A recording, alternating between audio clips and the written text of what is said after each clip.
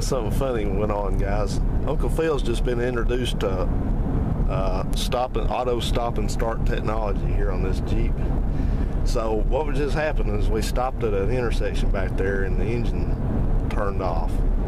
And at first, Uncle Phil didn't believe that it wasn't running until I pointed out that the tach was on 0. And then when I let off the brake, it started itself back up and it took off. That's a pretty common thing these days. So anyway, what did you just say your opinion was on that, Phil? Really want me to say that word? Say it again. Fuck that shit. You don't want to save gas? Yeah, but why?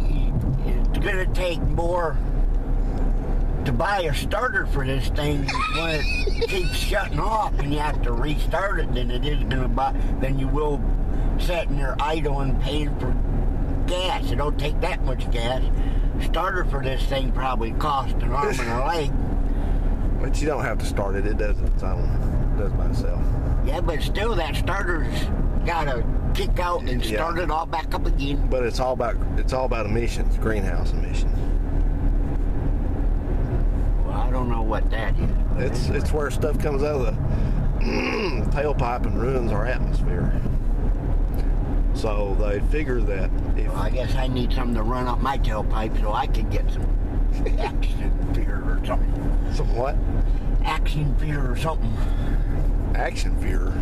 Yeah, get motivating or something. Oh, yeah. I got you. So you can get up and go. Technology. Yeah, well, see, yeah, that's what it is. They're trying to use less fuel and all that stuff. So less fuel, so you buy more parts. Well, that's you don't know that. If you think about it, though, if you have to buy a $200 starter and a starter lasts 200,000 miles, that's $200 and 200,000 miles. So that's $1 every 100,000 miles or whatever that works out to. My math's not that good.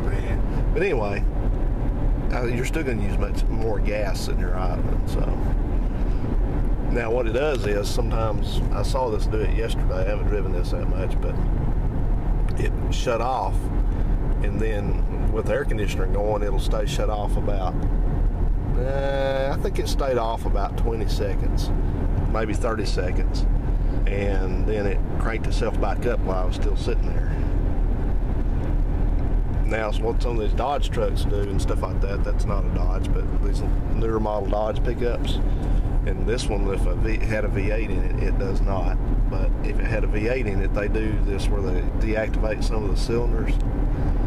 That means you're going, like when you're cruising along like this, and you're on 8 cylinders.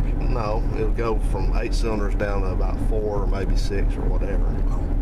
And there's a truck comes by the house that he's got duals on it, and you can hear his sounds sick when he comes by because it's just barely running on 4 cylinders. But it's designed like that. It just shuts off the injectors or whatever it does, but I'm sure it does. But so that's what they do now to conserve fuel and stuff. Yeah. So you'll see that during the day as we make our trip. It'll but if something goes out and that, man, it costs you a damn arm and a leg to get the fix. What do you think is going to go out? Well, what happens if it stays on 4 when it's supposed to be on 8 or 6, and it just don't do it no more? And it stays on 4 cylinder.